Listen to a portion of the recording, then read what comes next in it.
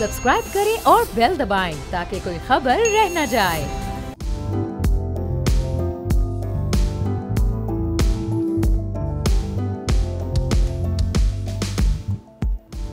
अस्सलाम वालेकुम, मैं अरबाब जहांगीर। आप देख रहे हैं प्रोग्राम व्यापार। पाकिस्तान स्टॉक एक्सचेंज की क्या सूरत हाल रही, आज प्रोग्राम का बाकायदा आगाज़ करेंगे स्टॉक एक्सचेंज की सूरत हाल से, जहां 215 पॉइंट्स की कमी देखी गई है गुज़िश्ता चंद रोज़ से।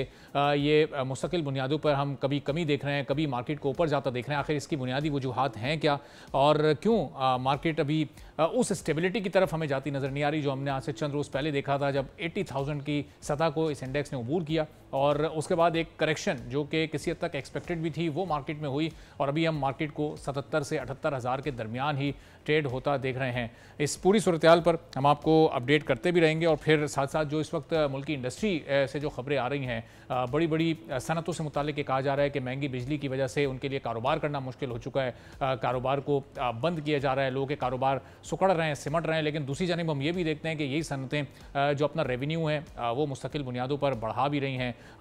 इनके ओनर्स की तरफ से जो फैक्ट्स एंड फिगर्स सामने आते हैं वो मुख्तलिफ होते हैं, लेकिन जो मीडिया पर आकर बयानात दिए जाते हैं वो अक्सर मुख्तलिफ होते हैं। तो ये महंगी बिजली किस हद तक इस वक्त हमारी इंडस्ट्री को मुतासर कर रही है, इस पर गुफ्तगू हम करेंगे। चौधरी अकमल साहब हमारे माशियात हैं, हमारे साथ मौजूद हैं।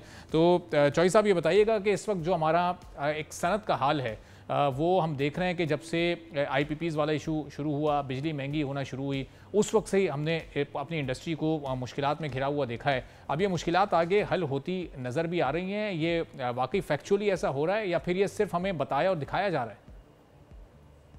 एज ऑफ टुडे अगर मैं बात करूं ना, तो मुझे नहीं लगता कि कोई बहुत बहुत अच्छी किस्म की डेवलपमेंट हो रही है आज की तारीख तक। कल अगर कोई अनाउंसमेंट हुकूमत की तरफ से आ जाए कि हमने IPPs के साथ एग्रीमेंट कर लिए हैं जिसकी वजह से बिजली जो है वो 20 रुपए, 25 रुपए, 30 रुपए कम हो जाएगी, तो मैं कुछ कह नहीं सकता हूँ। टिल डेट जो है ना वो सिर्फ और सिर्फ बातें ही हैं और बातों के अलावा कुछ नहीं है।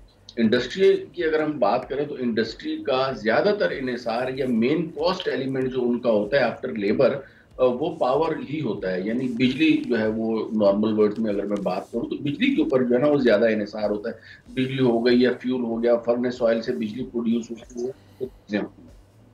तो अब ये चीजें इतनी कंट्रोल से बाहर हो चुकी हैं कि मुल्क में भी compete करना मुश्किल हो गया है, और आउटसाइड हम जो एक्सपोर्ट करते हैं चीजें वो वहां पे भी आउटसाइड मार्केट में भी हमारे लिए compete करना जो है ना वो बहुत मुश्किल हो गया। और इंडस्ट्री आप देख रहे हैं कि बड़ी बड़ी टेक्सटाइल मिल्स हों या दीगर जो हमारी इंडस्ट्री है वो आहिस्ता आहिस्ता बंद होने की तरफ जा रही है। तो एनर्जी की वजह से हमारे घरेलू सार्फिन तो परेशान है ही हैं, लेकिन उसके साथ अब जो इंडस्ट्री बंद हो रही है तो ये समझे एक किस्म का डबल इम्पैक्ट आ जाएगा कि एक तो बिजली नहीं है और दूसरी तरफ जो है वो रोजगार भी जो है वो उससे खत्म हो जाएगा। फैसलाबाद के जो है ना वो पिछले दिनों में जो लोग थे वहाँ के जो सनतकार थे उनके मैं इंटरव्यूज देख रहा था, वो भी बड़े जो है ना वो परेशान हाल नजर आए। हालांकि फैसलाबाद को जो है ना वो दूसरा मैनचेस्टर कहा जाता है, यानी टेक्सटाइल के हवाले से अगर टेक्सटाइल प्रोडक्शन की मैं बात करूँ तो उसमें ये सारी चीज़ें जो है ना वो हमें कंसीडर करते हुए आगे बढ़ना चाहिए। और हुकूमत ऐलानात तो कर रही है, आज भी जो है वो लवारी साहब ने कहा है कि जी खुशखबरी सुनेंगे, तो लेट्स होप किस किस्म की खुशखबरी आती है या क्या वो चीज़ें जो है वो हमें बताते हैं कि जिससे इंडस्ट्री में और जो हमारे घरेलू सार्फिन हैं उनको फ़ायदा पहुँचे। सही। अब चलें ज़रा इसी को भी चूँकि थोड़ा सा आगे बढ़ाते हैं, और सिर्फ ये महंगी बिजली का एक फैक्टर नहीं है, बल्कि हमने देखा आज से चंद साल पहले जब एक कोविड का दौर था और पूरी दुनिया में उस वक्त मशीनरी और दीगर तमाम चीज़ें बहुत सस्ती हुई थी, उस वक्त पाकिस्तान ने अपनी इंडस्ट्री के लिए महंगी तरीन मशीनरी को इम्पोर्ट किया, और इसमें जो दीगर ममालिक बड़े इम्पोर्टर्स थे इस मशीनरी के, पाकिस्तान से सस्ती उन्होंने मशीनरी इम्पोर्ट किया। उसमें तुर्की है, उसमें चाइना, इंडिया, बांग्लादेश, वियतनाम है, इंडोनेशिया है, USA है, ब्राज़ील है, उज़्बेकिस्तान है, लेकिन इन तमाम ममालिक से ज़्यादा पाकिस्तान ने महंगी मशीनरी इंपोर्ट की है। जबकि पाकिस्तान की जो माशी सूरत हाल है वो सबके सामने है, वो हुकूमत को भी पता होती है, वो जो इंटरनेशनल मार्केट्स में जहाँ पाकिस्तान डील करता है वहाँ भी लोगों को पता होती है। SM तनवीर साहब पेट्रन चीफ हैं यूनाइटेड बिजनेस ग्रुप के, हमारे साथ मौजूद हैं। तनवीर साहब, आपने भी ज्वाइन किया, इसके अलावा ये बताइएगा कि इस वक्त इंडस्ट्री को जो मुश्किलात हैं बुनियादी तौर पर वो महंगी बिजली की वजह से भी हैं, लेकिन हमने माजी में देखा कि ये जो महंगी मशीनरी इंपोर्ट की गई थी ये इसकी क्या वजूहात थी, किस बुनियाद पर इतनी महंगी मशीनरी खरीदी गई और क्या सोच थी उस वक्त इंडस्ट्री की? बिस्मिल्लाहिर्रहमानिर्रहीम। इससे पहले आप क्या बात कर रहे हैं, मैंने अभी ज्वाइन किया, मुझे एग्जैक्टली नहीं पता। आप ये बात कर रहे हैं, जो मैं समझ आप टर्फ की बात कर रहे हैं, जो गवर्नमेंट ने $5 बिलियन का एक सस्ता लोन दिया था 2% पे। उसमें महंगी मशीनें नहीं खरीदी गई थी, उसमें लेटेस्ट मशीनरी ली गई थी। अच्छा। 2020-21 में 19.5 बिलियन डॉलर की एक्सपोर्ट थी, उस पे ये टर्फ स्कीम दे दी गई 5 बिलियन की, जिसकी वजह से आपकी 8 बिलियन की सिर्फ टेक्सटाइल की एक्सपोर्ट ने बढ़ना था। यानी कि जो एप्टमा में बैठ कर उसका हम बयान देते थे कि हम 28 बिलियन डॉलर की एक्सपोर्ट कर देंगे, उसकी यही वजह थी। बट वो सारी रिजीम चेंज हुई और जब बिजली महंगी हो गई, 16 सेंट की बिजली हो गई, 6 सेंट से 16 कर दिया गया, तो वो सारी की सारी इंडस्ट्री जिसने 28 बिलियन डॉलर की एक्सपोर्ट करनी थी वो गिर गई और आज आपकी 16 बिलियन डॉलर की सिर्फ टेक्सटाइल की एक्सपोर्ट रह गई है। तो एसएम तनवीर साहब, ये इस वक्त अभी जो जिस कॉस्ट पर आपको लोगों को इस वक्त इंडस्ट्री को बिजली मिल रही है, अभी अगर आने वाले दिनों में इसमें नहीं कोई कमी होती, ये सूरत-ए-हाल इसी तरह बरकरार रहती है, कोई रिलीफ फौरी तौर पर नहीं मिल पाता, तो पिछले 6-8 माह में क्या इंडस्ट्री का हाल रहा है और अगले 6-8 माह में आप क्या सूरत-ए-हाल फिर देख रहे हैं? देखिए सर, हर रोज एक इंडस्ट्री का जनाजा निकल रहा है। हर रोज एक फैक्ट्रियां बंद हो रही हैं। 100 से ज्यादा फैक्ट्रियां तो सिर्फ फैसलाबाद में बंद हो चुकी हैं और एक one of the biggest plant जो पाकिस्तान का एक बहुत बड़ा घर था, उसने भी कल अपनी इंडस्ट्री को बंद कर दिया, जो निहायती शर्म की बात है। अब अगर गवर्नमेंट ये नहीं करती, अगर ये 16 सेंट की बिजली रखती है और 9 सेंट की नहीं करती, तो ये बिल्कुल तेजी से बंद होती जा रही हैं और डेली बेसिस पे बंद हो रही हैं। तो हम बार बार मीडिया के थ्रू फेडरेशन में बैठ के गवर्नमेंट से अपील कर रहे हैं कि इसको ठीक कर दें। अच्छा, हमें लगता है कि गवर्नमेंट की नीयत भी है ठीक करने की। अब अगर गवर्नमेंट की नीयत है तो गवर्नमेंट टाइमली डिसीजन ले ले। आपको पता है कि इस वक्त बांग्लादेश में कितना बड़ा टर्मोइल आया हुआ है, उसकी वजह से जितने भी गारमेंट्स के वैल्यू एडेड बायर्स हैं वो बांग्लादेश छोड़ के जा रहे हैं। अगर हम अपनी कॉस्टों को ठीक कर लेंगे तो उनको हम पाकिस्तान में लेकर आएंगे तो अनदर $5 बिलियन के ऑर्डर तो हम इमीडिएटली ला सकते हैं। अगर हम उसको नहीं टाइम पे हैंडल करेंगे तो वो भी ऑर्डर हाथ से निकल जाएंगे। तो जो अगर गवर्नमेंट की नीयत है ठीक करने की तो गवर्नमेंट अनाउंस कर दे। 2 महीने का इंतजार क्यों कर रही है? अब ये अनाउंस करें कि हम वो ऑर्डर पकड़ सकें। ठीक है, तो चौधरी अकमल साहब, जिस तरह तनवीर साहब भी गवर्नमेंट की इंटेंशन पर नहीं कोई शक कर रहे, इंटेंशन अगर मौजूद है, विल अगर मौजूद है, तो क्या वो राइट ट्रैक मौजूद नहीं है, वो राइट डायरेक्शन मौजूद नहीं है, वो राइट माइंड्स मौजूद नहीं है जो कि इस सोच पर चल सकें और तेज़ी के साथ चल सकें? इस वक्त लैग कहाँ कर रहे हैं हम? राइट डायरेक्शन तो हमारी जो है ना वो पिछले जो है वो 70 साल से नहीं है ना। मैं अक्सर यही अर्ज करता रहता हूँ कि हमें लॉन्ग टर्म सस्टेनेबल डेवलपमेंट की जरूरत है, जिसके लिए हमें लॉन्ग टर्म प्लानिंग करना होगी। ये आईपीपीज का मसला आज का नहीं है। आईपीपीज 1994 में जो पावर पॉलिसी बनाई थी उस वक्त 16 के करीब आईपीपीज बनी। उसके बाद 2002 में दोबारा पावर पॉलिसी बनी है, उसमें 12 के करीब जो है वो आईपीपीज फर्दर ऐड हुई है। 2015 में जो है वो 13 के करीब और आईपीपीज ऐड हुई है। अब हर वक्त जब भी ये पावर पॉलिसी बनी है उस वक्त हम लोग पावर के बहरान का सामना कर रहे होते थे। अगर आप 2015 से 16 तक का याद करें तो उस वक्त बिजली आती नहीं थी और इतनी ज्यादा लोड शेडिंग थी, तो हुकूमत ये सोच रही थी कि जी हमें जो है ना वो बिजली मिल जाए, चाहे किसी भी कॉस्ट पे मिल जाए। तो उस वक्त हमारी तरजीह ये थी कि बिजली मिल जाए, चाहे वो कोई भी कॉस्ट हो, किसी भी एग्रीमेंट पे हो। दूसरा, ऑन ग्राउंड जो हमारी जो सिनेरियो है, सिक्योरिटी के हालात हैं पिछले 20-25 साल से अगर आप देखें तो उस हालात को अगर हम सामने रखें तो उसमें कोई भी इन्वेस्टर आईपीपीज की सूरत में अगर इन्वेस्टमेंट करेगा तो अपने रिटर्न को सिक्योर तो करना चाहेगा ना, अपने इन्वेस्टमेंट को सिक्योर तो करना चाहेगा। इसलिए हुकूमतें भी उस वक्त मजबूर थी कि उनकी दी हुई टर्म्स के ऊपर उन्होंने वो सारी चीजें एक्सेप्ट की। अब ऑल ऑफ द सडन अब हालात बिल्कुल तब्दील हो चुके हैं। अब पोजीशन ये है कि हमारे पर आईएमएफ का इतना दबाव है और इतना प्रेशर है कि हमने पावर के ऊपर या बिजली के ऊपर इतने सारे टैक्सेस डाल दिए कि आज उसकी कॉस्ट जो है वो 65 रुपीस इंडस्ट्री की जो है ना वो पड़ रही है। अब 65 रुपए में बिजली का यूनिट अगर पड़ेगा तो उसमें इंडस्ट्री बिल्कुल चल ही नहीं सकती, बिल्कुल कॉस्टिंग आउट हो सकती है। तो सारी इसका मतलब कि हुकूमत के पास फिस्कल स्पेस नहीं है और मसलों को अंडर दी फिस्कल स्पेस ना होते हुए भी इस वक्त हुकूमत जो इस वक्त दावे कर रही है, प्राइम मिनिस्टर जो बात कर रहे हैं कि $60 बिलियन पर अपनी एक्सपोर्ट को लेकर जाना है,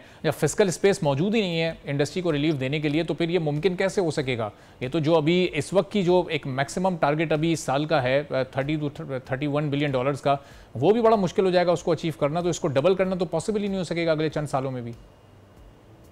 बज़ाहिर जो मुझे नजर आ रहे हैं ना, देखें उसके इस वक्त जो मौजूदा हालात हैं ना, उसमें दो ऑप्शन हैं।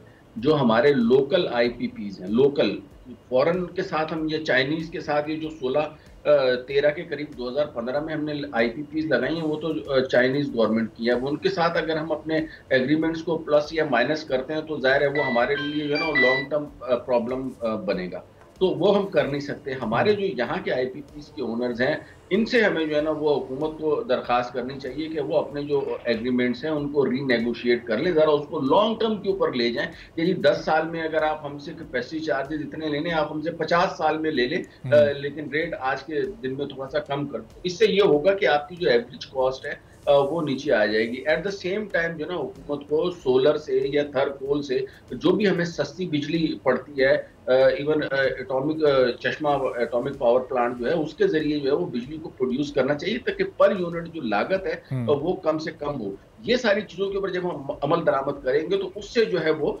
बिजली की जो कीमत है, पैदावारी लागत है, उसमें कमी आ जाएगी। साथ ही साथ हमें बिजली चोरी का खात्मा करना चाहिए। उसके बाद जो हमारे लाइन लॉसेज हैं और जो डिस्ट्रीब्यूशन में हमारा जो सिस्टम अपग्रेड करने वाला है, वो सारी चीजें एक साथ करनी चाहिए।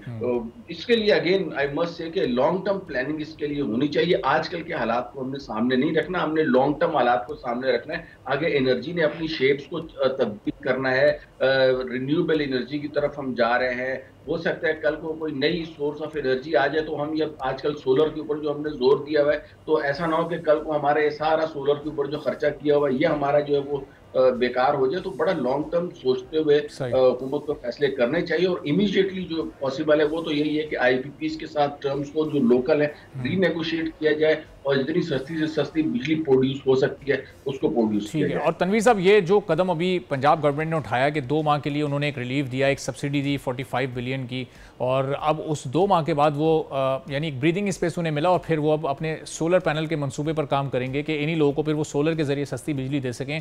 तो इंडस्ट्री के लिए भी तो कोई एक ऐसा लाइन ऑफ एक्शन, कोई ऐसा प्लान तैयार किया जा सकता है कि कोई सब्सिडाइज करके कोई एक इनिशिएटिव उठाया जाए, 2-3 माह का ब्रीदिंग स्पेस लिया जाए और उस दौरान कम से कम किसी एक ऐसे मंसूबे पर काम किया जाए कि इस टैरिफ को फिर कम किया जा सके। कुछ आप लोगों की सजेशंस आप लोगों के पास मौजूद थी जो गवर्नमेंट तक आपने पहुंचाई हो? सर देखिए, हम लोग नॉर्मली पाकिस्तान लेवल पे बात कर रहे हैं। जो गवर्नमेंट ऑफ पंजाब ने स्टेप लिया है वो बहुत ही अच्छा स्टेप लिया है। एटलीस्ट आम आवाम को रिलीफ मिल रहा है। अब गवर्नमेंट क्योंकि इसलिए ये काम कर रही है कि गवर्नमेंट को भी पता है कि आईपीपी का ये सोल्यूशन निकाल रहे हैं, तो 2 महीने के लिए टेम्पररी रिलीफ दे दें कि काम चल जाए, और इस पे ये काम कर भी रही है। इस वक्त गवर्नमेंट ऑफ पंजाब का अपना जंग का पावर प्लांट है। जब मेरे पास मिनिस्ट्री थी तो वो 1250 मेगावाट को चलाया गया था। उसकी कॉस्ट 22 या 23 रुपए कॉस्ट आ रही है। व्हीलिंग की कॉस्ट जो आती है वो 1.5 रुपए आनी चाहिए। वो अगर 1.5 रुपए व्हीलिंग की कॉस्ट डाल दें और वो अगर पाकिस्तान की इंडस्ट्री को दे दें तो 1250 मेगावाट है। इमीडिएटली हम वहां से भी रिलीफ दिलवा सकते हैं। बात यह है कि इसको थोड़ा सा सोचने की बात है, और जितना हम सीरियस सोचेंगे और जितना जल्दी डिसीजन ले लेंगे हम उसी को हमारी इंडस्ट्री को फायदा हो जाएगा। सही। तो ये इस तरह का जो ये पंजाब हुकूमत का एक स्टेप है, इसको अगर एक टेस्ट केस के तौर पे, एग्जाम्पल के तौर पे लिया जाए तो इन्हीं टर्म्स पर चलते हुए, इन्हीं फुट स्टेप्स को फॉलो करते हुए फेडरल गवर्नमेंट भी तो कोई ऐसा रिलीफ इंडस्ट्री के लिए सोच सकती है। यानी स्पेस तो मौजूद है, थोड़ा सा उसके लिए प्लानिंग की ज़रूरत है। सर एग्जैक्टली देखें ना, अब लोग बहुत सारी बातें करते हैं, जैसे चौधरी साहब ने अभी कहा ये तो 92-94 से मसला चल रहा है, बट वक्तन फवक्तन गवर्नमेंट ने इंडस्ट्री को बिजली सही दामों पे दी भी है। 9 सेंट की 6 सेंट की बिजली दी है। जब बिजली देती है तो इंडस्ट्री चुप हो जाती है। जब वो अब बंद कर देती है तो फिर इंडस्ट्री वापस शोर मचाना शुरू कर देती है। तो हमारी आईपीपी से दुश्मनी नहीं है, हम तो सिंपल ये कह रहे हैं कि हमारी इंडस्ट्री को सही रेट पे बिजली दे दो। अब जब हमने डिग डाउन किया तो समझ आया कि 2.1 ट्रिलियन रुपए है जो कैपेसिटी चार्ज की मद में आईपीपी को दिया जा रहा है, जिससे 24 रुपए यूनिट कॉस्ट आ रही है। वो 24 रुपए यूनिट जब आप इंडस्ट्री को लोड कर देते हैं तो आपकी कॉस्ट कहीं से कहीं चली जाती है, वो 16 सेंट बन जाती है। 16 सेंट पे तो बिजली इंडस्ट्री नहीं चल सकती है एट एनी कॉस्ट। जब तक इसको 9 सेंट से आप कम नहीं करेंगे इंडस्ट्री नहीं चलेगी। तो सॉल्यूशंस हैं, सॉल्यूशन पे बैठ के उसका हल निकालना पड़ेगा। मगर जितना देर गवर्नमेंट कर रही है ना, वो इंडस्ट्री कंटिन्यूसली डेली बेसिस पे बंद हो रही है अब तो वो जो फैसला हम बार बार ये कह रहे हैं कि डिसीजन ले लें, टाइम ना जाया करें, और फिर आईपीपी का भी जाके मसला करें। आईपीपी जो लगे हुए हैं उसमें 52% तो गवर्नमेंट के अपने प्लांट लगे हुए हैं। ठीक है, आई अंडरस्टैंड, आप चाइना को आप नहीं छेड़ सकते, आपने सॉवरेन गारंटी दी हुई है, हम कभी ये भी नहीं कह रहे कि अपनी सॉवरेन गारंटी को खराब करें, बट जो बाकी 38% प्राइवेट सेक्टर में लगे हुए हैं उसका हम ये जरूर कह रहे हैं इसका फोरेंसिक ऑडिट करवाएं।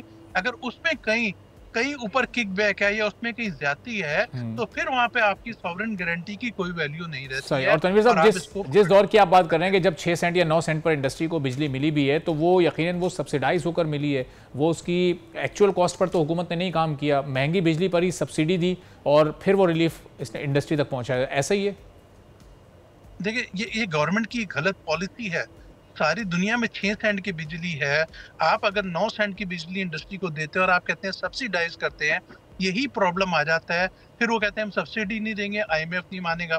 तो हम तो कह रहे हैं हमें राइट प्राइस पे बिजली दें, और गवर्नमेंट की अगर कहीं मिसमैनेजमेंट है या कोई ऐसे IPPs ने अगर कहीं चोरी की हुई है या किकबैक्स खाई हुई है, उसको इन्वेस्टिगेट करें, उनका फोरेंसिक ऑडिट कराएं और उस किस्म के कॉन्ट्रैक्ट्स को खत्म किया जाए। अच्छा तनवीर साहब, ये राइट प्राइस का तयन कैसे होगा और ये कौन करेगा, इस पर आप भी जरा कमेंट कीजिए। फिर ये चौधरी साहब से मैं इस पर पूछूंगा कि ज़ाहिर है हर IPP अलग अलग रेट पर जब गवर्नमेंट को बिजली प्रोड्यूस करके दे रहा है तो फिर ये राइट प्राइस कैसे डिसाइड होगा, इसका फॉर्मूला क्या होगा?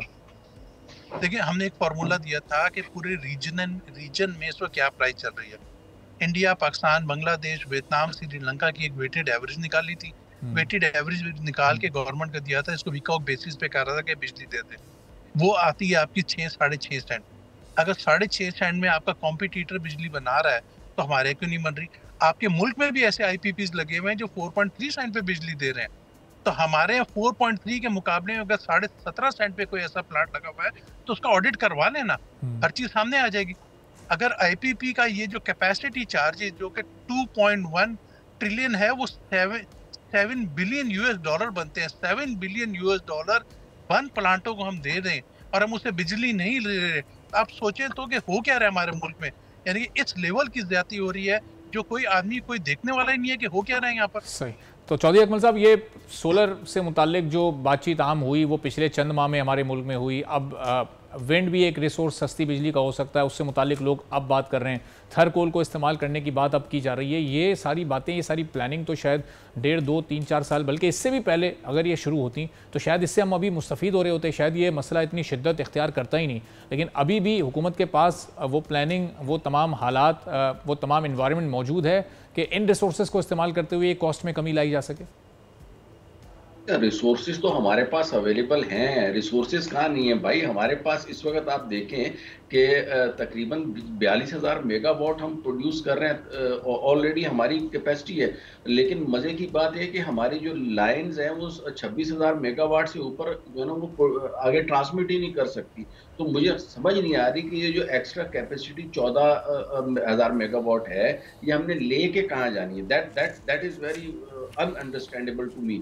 दूसरी तरफ आप देखें सोलर की अगर आप बात कर रहे हैं ना, सोलर जो है ना ये शायद घरेलू सार्फिन के लिए रिलीफ तो दे सकता है, लेकिन अगर इस सोलर को आप ब्रॉड कैनवस में देखेंगे, इंडस्ट्रियल पॉइंट ऑफ व्यू से देखेंगे तो ये कोई इतना फिजिबल नहीं है। उसमें वन टाइम इन्वेस्टमेंट होती है। सोलर प्लेट की अगर आप बात करें तो तकरीबन वो 20 से 30 रुपए किलोवाट आजकल की डेट में पड़ रहा है, और उसकी क्वालिटी क्या है, उसकी जो है वो यूजफुल लाइफ क्या होगी, ये अभी क्वेश्चनेबल है। हमने नहीं आजमाया। पहले जमाने में प्लेटें आती थी वो 10-10, 20-20 साल चल जाती थी, लेकिन आजकल जिस क्वालिटी के सोलर आ रहे हैं वो मेरा नहीं ख्याल है कि 5-6 साल से ज्यादा ऊपर चल सकेंगे। बड़ी हल्की हल्की प्लेटें हैं।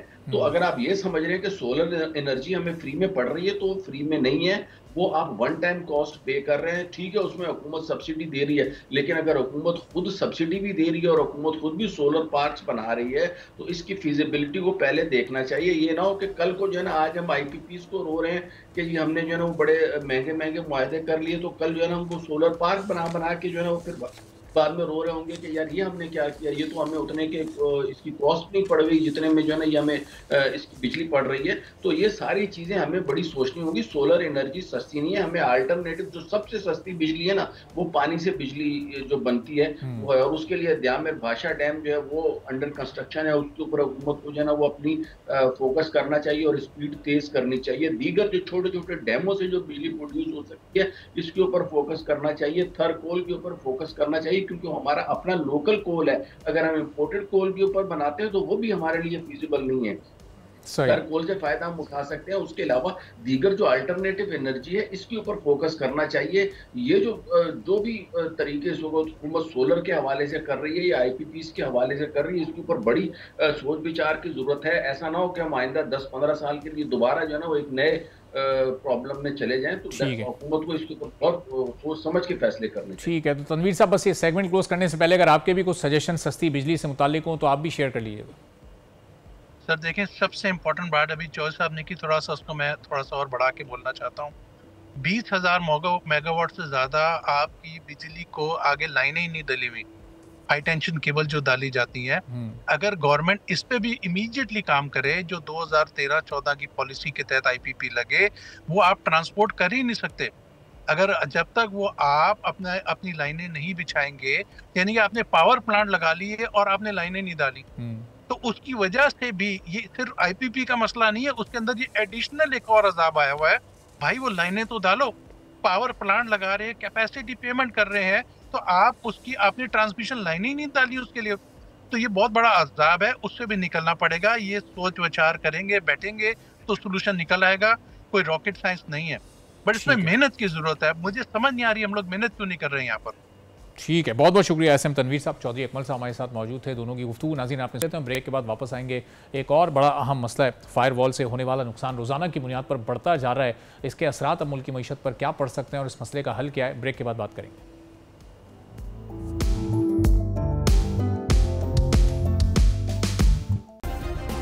सब्सक्राइब करें और बेल दबाएं ताकि कोई खबर रह न जाए।